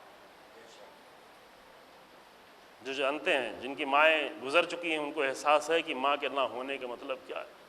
خدا رحمت کرے اس مرحومہ پر جس کی ایصال ثواب کی مجلس، کہا کہ خرچ کرو سب سے پہلے کس پہ؟ جب بھی کوئی پیسہ آئے سب سے پہلے جس پر نگاہ ٹکے کیا؟ ماں باپ، ماں باپ کی کوئی ضرورت پوری کر دے۔ یہ نہیں کہ ماں باپ بوڑھے ہو گئے ان کا ایسے ہی کام چل جائے گا، نہیں، ماں باپ کو بہتر سے بہتر فراہم کرنے کی کوشش کریں، بہتر سے بہتر۔ پھر راوی اور پوچھتا ہے اگر ماں باپ کو بھی پورا ہو، کوئی کمی نہ ہو تو کہا اپنے بھائی بہنوں عزیز رشتہ داروں پر پہلے ان پہ خرچ کرو۔ یہ نہیں اللہ اکبر، یا کہ ذرا بھی پیسہ پہلے، گھر میں بھائی مجبور ہے، ضرورت مند ہے، بچے اس کے پڑھ نہیں پا رہے، ہم مسجدیں بنواتے پھر رہے ہیں۔ یہ ہمارا دین ہے، یہ اہل بیت کا دین نہیں ہے۔ اپنے بھائی بہنوں پہ خرچ کرو، ان کے پاس بھی سب کچھ موجود ہے تو اپنے دیگر رشتہ داروں پہ خرچ کرو۔ ادھر دور کا رشتہ دار وہ مجبور ہے بیچارہ، تو اس تک پہنچنے کی کوشش کرو، رہن دو مسجد بنوانے کو، اسے دو۔ کہا اسے بھی، اس کے پاس بھی سب کچھ، وہ سارے رشتہ دار بالکل سب ساؤنڈ ہیں، بالکل ٹھیک ٹھاک ہیں۔ کہا پھر اور جتنے مومنین فقیر ہیں، غریب ہیں، ان کی ضرورتوں کو پورا کرو۔ 4، کہا اگر ان کو بھی سب کوئی ایسا بستی ہے جہاں پہ سب لوگ پیسے والے ہیں، کوئی ایسا مسئلہ ہی نہیں ہے، تو کہا پھر اسے راہ خدا میں خرچ کر دو. پھر اس کے بعد اور بعد میں کہا کہ یہ اخص سب سے پس درجے کا خرچ یہ ہے. ہمارے یہاں الٹا معاملہ ہے. پوسٹروں میں نام آ جائے, بڑے بڑے مسجدوں پہ نام لکھ دیا جائے, ہر جگہ گھڑی بھی لگے نام لکھ دے, پنکھے بھی نام لکھ دے, اس پہ بھی نام لکھ دیں, کیونکہ یہ دین کے لیے ہے ہی نہیں, یہ سب کچھ اپنے لیے ہے, یہ اپنی ہوس ہے. ہوس سمجھ رہے ہیں نا؟ ہوس صرف وہ جانوروں والی ہی ہوس نہیں ہے. وہ ہوس تو کر کے انسان گناہ کر کے ممکن اللہ کی بارگاہ میں شرمندہ بھی ہو جائے, چھپ کے گناہ کرتا ہے. حیوانی ہوس میں انسان چھپ کے گناہ کرتا ہے, اور اس ہوس میں انسان ہر جگہ نام لکھاتا پھر رہا ہوتا ہے. یہ ریاکاری کی ہوس, یہ کہیں اس سے بھی زیادہ بدتر ہوس ہوا کرتی ہے. دین کر رہا ہے, دین کا کام کر رہا ہے, لیکن ہوس ہے, یہ دین نہیں ہے. تو علی الصلاۃ والزکوٰۃ والحج والصوم, حج اور روزہ. میں سے ترجمہ ہی کر کے مجلس تمام کر دوں گا, ایک مطلب صرف بیان کروں گا. اور اس کے بعد فرمایا والولایہ. کیا؟ ولایت. دیکھیں جب کوئی چیز بیان ہوتی ہے ترتیب سے تو اس کا دو طریقہ ہے. کبھی کبھی سب سے اہم چیز سب سے پہلے بیان کر دی جاتی ہے, اور کبھی کبھی سب سے اہم چیز سب سے آخر میں بیان کی جاتی ہے. اب آپ بتائیں یہاں پہ سب سے اہم کیا ہے؟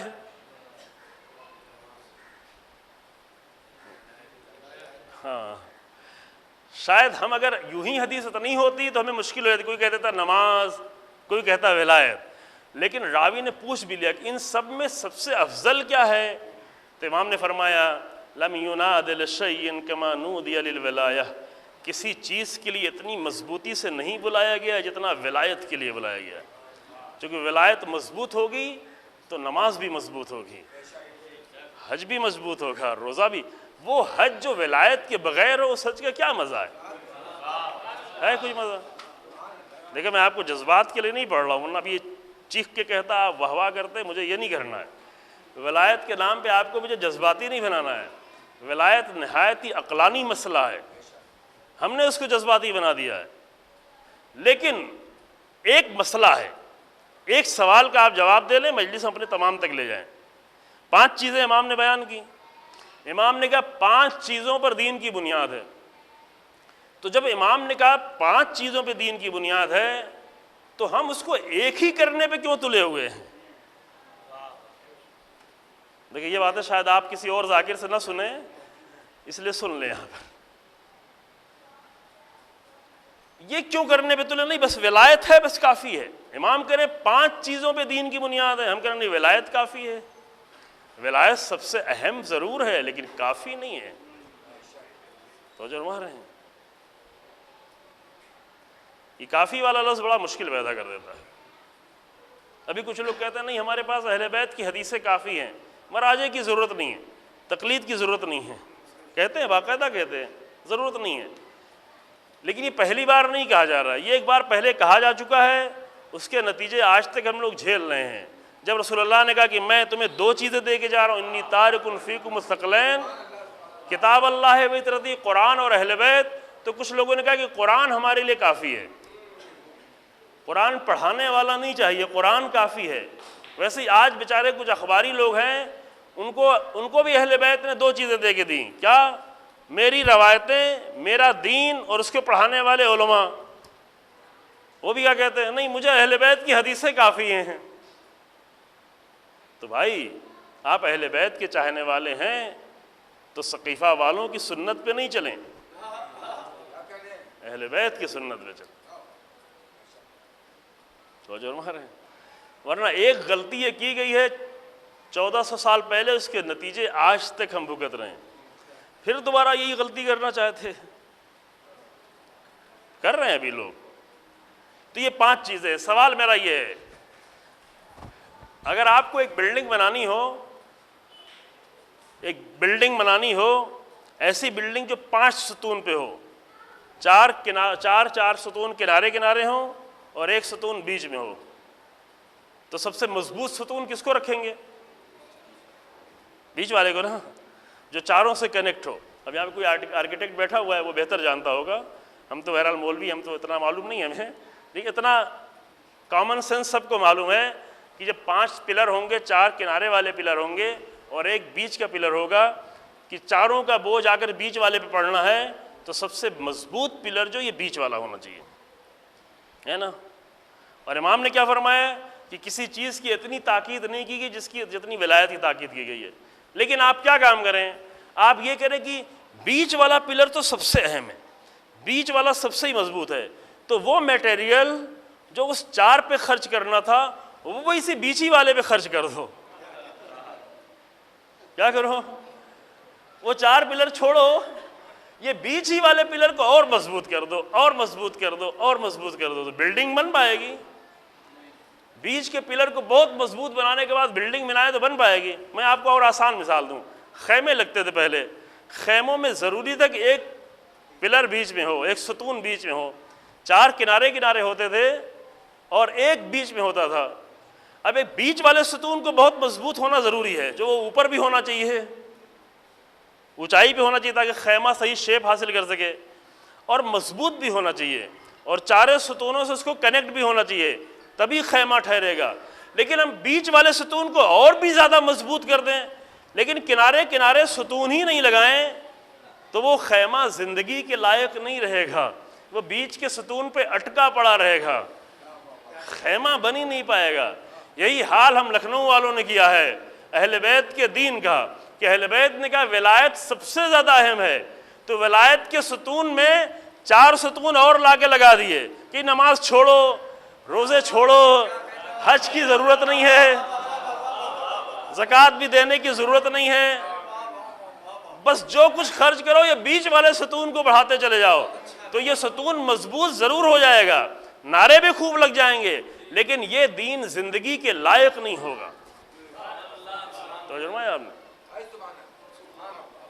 یہ دین کے زندگی کے لائق نہیں رہے گا یہ ستون۔ تو خدا کے لیے ولایت پر اتنا ظلم نہ کریں۔ ولایت اس لیے تھی کہ سب کو مضبوط رکھے، وہ ایک ستون اگر کمزور پڑ رہا ہو تو اس ولایت کے ستون سے جڑ کے مضبوط ٹھہرا رہے، خیمہ بچا رہے، خیمہ نہ گرنے پائے۔ مرکز ولایت ہی ہے، مضبوط یہی ستون ہے، لیکن اس ستون کو دوسرے ستونوں سے کاٹے نہیں، ورنہ یہ تنہا ستون تو کھڑا رہ جائے گا۔ لوگ دیکھیں کہ کتنے احمق لوگ ہیں، یہ گھر بنانے نکلے تو صرف ایک ہی ستون بناتے چلے جا رہے ہیں۔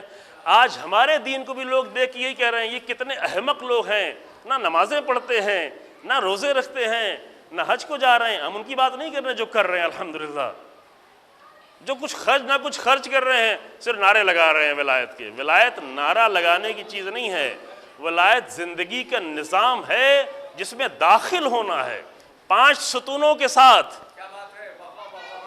پورے مکمل دین کے ساتھ۔ میں نے شروع میں کہا تھا میں جذباتی تقریر نہیں کروں گا، نہ کرتا ہوں، لیکن مسئلہ حل کریں عزیزو، ولایت کا مسئلہ اپنا حل کریں۔ یہ ولایت صرف دھوکہ ہے، یہ ولایت لکھنؤ کی ولایت اور ہے، غدیر کی ولایت اور ہے۔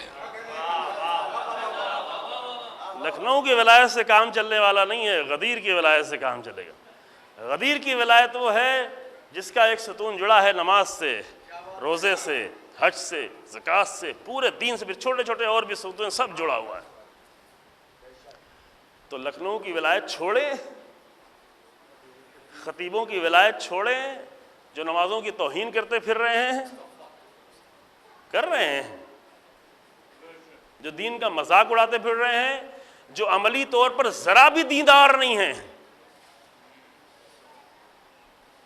زندگیوں میں ذرا بھی دین نظر نہیں آتا، ہر طرح کی بے ایمانی، ہر طرح کی خیانت، اور پوری زندگی امیر المومنین کی شجاعت کا ذکر کرتے رہے، لیکن جب ظالموں کے مقابلے میں شجاعت دکھانے کی باری آئی تو جانا تو دور کی بات ہے، اپنے منبر پہ بیٹھ کے ایک جملہ نہیں کہہ پائے۔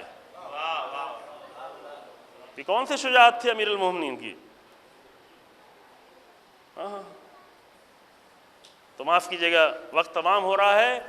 دین کو زندگی کے لائق بنائیں،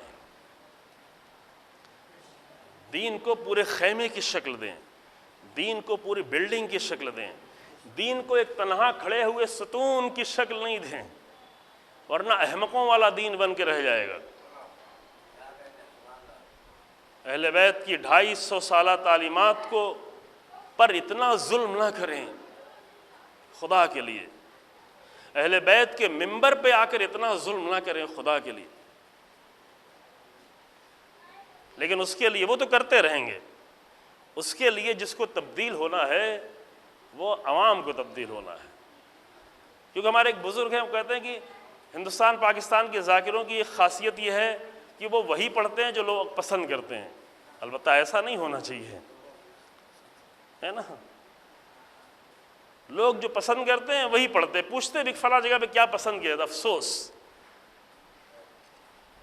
میں بھی 10 دن پہلے یہاں کہیں مجلس پڑھ چکا ہوں، یہ سامری کی صفت ہے کہ سامری لوگوں کے پسند کا خدا بنا کے دیتا ہے، اور نبیوں کی خاصیت یہ ہے کہ نبی لوگوں کی ضرورت کی چیزیں پیش کرتے ہیں، نبی لوگوں کی ضرورت پیش کرتا ہے، سامری لوگوں کی پسند کا دین پیش کرتا ہے۔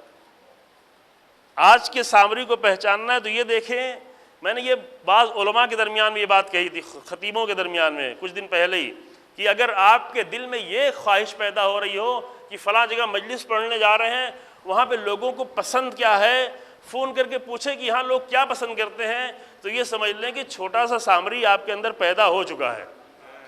یہ کبھی بھی زیادہ بڑا ہو سکتا ہے جب لوگوں کی پسند کا دین پیش کیا جانے لگے۔ دین وہ ہے جو لوگوں کی ضرورت کا ہو۔ ضرورت آج ہماری مشکلات ہیں، آج ہماری اقتصادی مشکلات ہیں، آج ہماری علمی مشکلات ہیں، آج ہماری سماجی مشکلات ہیں، آج ہماری اخلاقی مشکلات ہیں، آج ہماری توحیدی مشکلات ہیں، آج ہماری اعتقادی مشکلات ہیں۔ ہمارے سارے عقیدوں کی بنیاد اعتقاد ہے، توحید ہے۔ آج کہاں توحید نظر آ رہی؟ نہ زبان پہ نہ عملی توحید نظر آ رہی۔ تو ہمیں اگر غدیر کی ولایت چاہیے ہے تو اپنی ولایت بنائی ہوئی چھوڑنی پڑے گی۔ ہاں، غدیر کی ولایت کے لیے جانے بھی دینا آسان ہے۔ غدیری ولایت کے لیے آج ہزاروں لاکھوں جوان ہیں جو قربانیاں دے رہے ہیں۔ غدیری ولایت کے نظام کو بچانے کے لیے آج دیکھیں ہیں، یہ میرا جملہ نہیں، کسی بزرگ کا جملہ ہے، کہ جب 4 معصوم اماموں کے روضوں کو توڑ دیا گیا اور بہت ساری جنت البقیع کی مقدس قبروں کو مسمار کر دیا گیا، ہمارے پاس اس زمانے میں بہت طاقت تھی، آج اتنی طاقت نہیں ہے، اس زمانے میں بہت طاقت تھی، لیکن سب کچھ ہوتے ہوئے، اتنے سارے نواب، اتنے سارے بادشاہ فلاں فلاں ہوتے ہوئے، ہم معصوموں کی قبر کی حفاظت نہیں کر پائے۔ لیکن آج الحمدللہ ہمارے پاس ولایت کی جھلک، اصل ولایت تو آنے والی ہے، ولایت کی جھلک ولایت فقیہ کی شکل میں موجود ہے، ولایت کا پرتو ہمارے پاس موجود ہے۔ تو ساری دنیا نے مل کر کوشش کی کہ جناب زینب کے حرم کے قریب آ جائیں، لیکن نہیں آنے دیا، نہیں آنے دیا۔ تو یہ طاقت بنتی ہے، ولایت طاقت بھی ہے۔ اگر ولایت پورے دین کے ساتھ ہو تو یہ طاقت بھی ہے۔ وہ دیکھا ہے منظر کہ بھوک میں، پیاس میں، تیز دھوپ میں یا برف باری میں اہل ولایت کس طرح زمینوں پہ سجدے کرتے ہیں، کس طرح عبادتیں کرتے ہیں، کس طرح تیز دھوپ میں ماہ رمضان کے روزے رکھتے ہیں، کس طرح انہیں کچھ ملتا ہے تو دوسروں کو دینے کے فکر میں ہوتے ہیں۔ کیوں؟ اس لیے کہ جانتے ہیں کہ دین کی بنیادیں 5 ہیں۔ بس عزیزو، وہ دین جس کے لیے اتنی بڑی قربانی دی گئی ہے، اس دین کی بنیادیں 5 تھیں۔ کربلا میں جو بھی امام حسین علیہ السلام کے ساتھ آئے تھے، ان کے بھی دین کا محور ولایت تھی، لیکن وہ نمازوں کو چھوڑ کر نہیں آئے تھے، وہ اللہ کی راہ میں اس سفر کی حالت میں دیتے جا رہے تھے، جس کو جو ضرورت پڑتی تھی دے رہے تھے۔ سفر میں تھے خود، تقریباً 5.5 مہینے سے سفر میں تھے، لیکن پھر بھی کسی کو خالی ہاتھ نہیں پلٹا رہے تھے۔ اللہ کی راہ میں دینا ان کے لیے بہت ہی آسان تھا۔ سخت ہو، سفر تھا، مشکل تھی، راستہ تھا، لیکن کوئی بھی نماز شام غریباں کی سخت ترین لمحات میں بھی بیویوں کی نماز میں دیر نہیں ہونی پائی۔ یہ اہل بیت کا دین تھا، یہ اہل بیت کا دین تھا۔ جب آ کر ابو ثمامہ سیداوی نے کہا کہ مولا زوال کا وقت قریب ہے، آسمان کی طرف دیکھ کے، یہ بہت اچھا ہے، چونکہ زوال ہو جاتا تو امام حسین خود بلا لیتے سب کو، تب مزہ نہیں آتا، پھر تو ہونا ہی تھا۔ زوال ہونے پر تو نماز ہونی ہی تھی، زوال ہونے پر حسین ابن علی بلائیں تو وہ تو بلانا ہی تھا، امام ہے۔ مزہ اس میں ہے کہ زوال ہونے کے پہلے پہلے صحابی دیکھ رہا ہے ان سخت حالات میں، تیر و تلوار کے درمیان میں، جب مسلسل تیر چل رہے ہیں، 72 لوگوں میں سے 48 لوگ پہلے ہی شہید ہو گئے ہیں، بچے ہی کتنے لوگ ہیں؟ اتنے کم لوگوں میں، اتنے تیر و تلوار کے درمیان میں صحابی کی نگاہ کبھی خیمے پر ہے، کبھی دشمن کے لشکر پر ہے، لیکن اسی درمیان میں نگاہ آسمان پہ بھی ہے کہ ایسا نہ ہو کہ زوال کا وقت کا ایک لمحہ بھی گزر جائے۔ مزہ اس میں ہے۔ کربلا یہ ہے کہ آخر زوال کا وقت قریب ہو رہا ہے، آخری نماز۔ یہ امیر المومنین کے بڑے خاص صحابی تھے جنہوں نے صفین کے میدان میں کہا تھا مولا اس وقت میں ابھی نماز، ابھی تھوڑا ٹھہر جائیں، ابھی مصلی۔ عبداللہ ابن عباس نے کہا تھا لیلۃ الحریر جب جنگ چل رہی، جنگ رکی نہیں رات دن، کہا اس وقت مصلی، ابھی مصلی۔ تو امام نے کہا عبداللہ ابن عباس تمہیں معلوم ہے کہ میں لڑ کس لیے رہا ہوں؟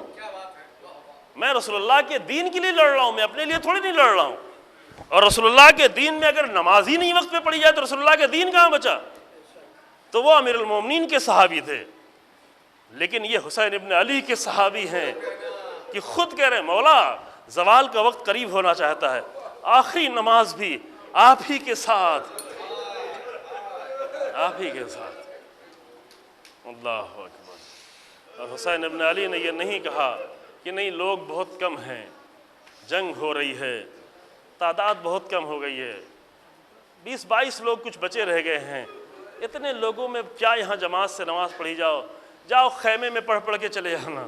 امام نے یہ نہیں کہا، وہیں بیچ میدان میں حسین ابن علی کھڑے ہو گئے اور نماز قائم ہو گئی۔ زہیرقین اور سعید سامنے کھڑے ہو گئے، تیر چل رہے ہیں، دشمن کی کوشش ہے کہ حسین ابن علی کو مقتل میں نماز نہ پڑھنے، خیمے میں جا کے نماز پڑھنا چاہیں تو پڑھیں لیکن مقتل میں نماز نہیں پڑھنا دے۔ کیوں؟ اس لیے کہ لوگوں کو دھوکہ دے کے لائے تھے، کہیں ایسا نہ ہو کہ حر کی طریقے سے حسین کی نماز دیکھ کے کچھ اور لوگ بھی نہ نکل جائیں۔ نکل بھی گئے تھے، 32 لوگ کم سے کم نکلے تھے، بعض لوگ تو حسین ابن علی کی نماز کے بعد نکلے تھے۔ یہ ساری چیزیں ہمارے درمیان میں نہیں پڑھی جاتی ہیں، کبھی کبھی معتبر مقتل اٹھا کے پڑھیں کہ کب نکل کے آئے عمر سعد کے لشکر سے لوگ۔ دشمن کو بڑا فکر محسوس ہو رہی تھی کہ اگر حسین ابن علی کی نماز دیکھ لی تو لوگوں کو رسول اللہ کی نماز یاد آئے، خطرہ تھا، لہذا یہ نماز مقتل میں نہ ہونے پائے، میدان میں نہ ہونے پائے، خیمے میں ہو جائے تو ہو جائے، لیکن حسین کو اصرار تھا کہ نماز ہونی ہے تو میدان ہی میں ہونی ہے، نمازیں چھپ کے نہیں پڑھی جاتی، یہاں پڑھی، اور یہ نماز پڑھی گئی۔ سعید کے جسم پر اتنے تیر لگ چکے تھے، زہیرقین نے بہت سارے تیر روکے لیکن پھر بھی زہیرقین بہت ہی شجاع تھے، بہت ہی تیز رفتار تھے۔ دیکھیں میدان جنگ میں اس زمانے میں رفتار کی سب سے زیادہ اہمیت ہوتی تھی کہ ایک ہی انسان کو جب چاروں طرف سے جنگ لڑنی ہو تو کتنی تیز اس کا ہاتھ چل رہا ہے، کتنی تیز سے اس کی نگاہیں چاروں طرف دوڑ رہی ہیں، اور اس کا ہاتھ تھکنے بھی نہ پائے، چلتے چلتے بازو شل ہونے نہ لگیں۔ شجاعت میں یہ ہوتا تھا، اور ان سب سے بڑھ کے انسان کا ارادہ ہوتا تھا۔ زہیرقین بہت ہی شجاع انسان تھے، اتنے تیر کھانے کے بعد پھر بھی مقتل میں گئے، پھر بھی دیر تک جنگ کی، دیر تک جنگ کرنے کے بعد شہید ہوئے۔ لیکن سعید کو اتنے تیر لگ چکے تھے، پورے جسم میں اتنے تیر پیوست ہو گئے تھے، کیونکہ مسلسل نماز پڑھنی تھی، نماز مکمل کرنی تھی۔ تیر 2 لگتا ہے، 4 لگتا ہے، 10 لگتا ہے، کتنا انسان تیر برداشت کرے گا؟ لیکن یہاں ان دو مجاہدوں کو اپنے جسم کے تیروں کی کوئی فکر نہیں ہے، فکر یہ ہے کہ حسین ابن علی کی نماز مکمل ہو جائے، ان اصحاب کی نماز مکمل ہو جائے، اہل بیت کی نماز مکمل ہو جائے۔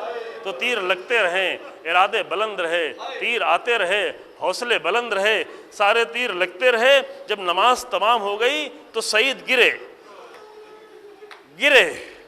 نماز پوری ہو گئی۔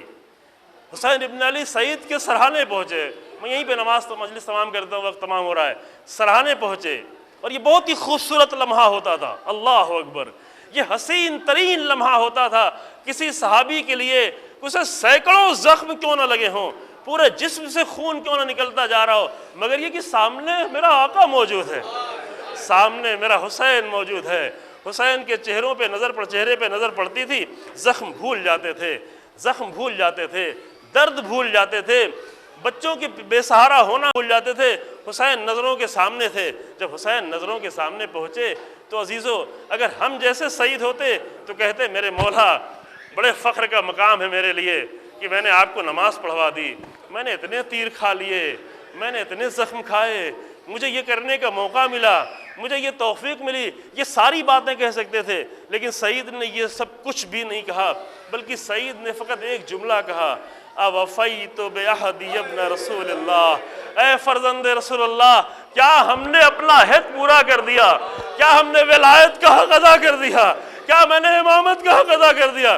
حسین نے سعید کو سینے سے لگایا، جان نکل گئی، سعید کو لاشوں کو اٹھا کے مقتل میں چلے، ساتھ میں عباس بھی ہیں، علی اکبر بھی ہیں، اصحاب بھی ہیں، اور پورے دن مقتل کا یہی دستور تھا کہ جب لاش اٹھتی تھی تو کوئی ساتھ میں ہوتا تھا، لیکن اللہ اکبر، جب اپنے 6 مہینے کے بچے کا لاشا اٹھانا پڑا تو نہ عباس تھے، نہ علی اکبر تھے، نہ اصحاب تھے، تنہا حسین تھے، زمین کربلا پہ قبر کھود۔ انا للہ و انا الیہ راجعون، سيعلم الذين ظلموا أي منقلب ينقلبون، ربنا تقبل منا إنك أنت السميع العليم، بحق محمد وعطرة الطاہرین۔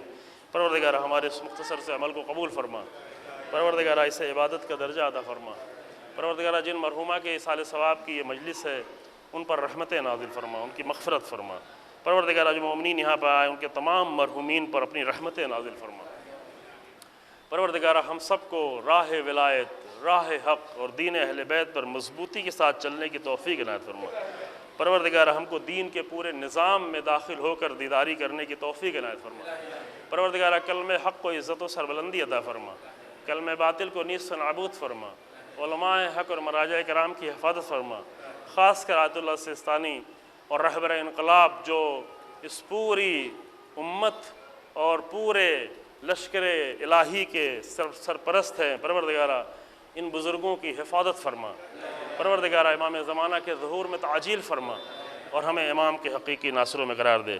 آپ حضرات سے گزارش ہے کہ ایک مرتبہ پھر سے سورہ فاتحہ اور سورہ توحید کی تلاوت فرما کر مرحومہ سیدہ رضوانہ بانو بنت سید جواد حسین کی روح کو اصال فرما دیں۔ بسم اللہ الرحمن الرحیم، الحمد للہ رب العالمین الرحمن الرحیم مالک یوم الدین، ایاک نعبد و ایاک نستعین، اهدنا الصراط المستقیم صراط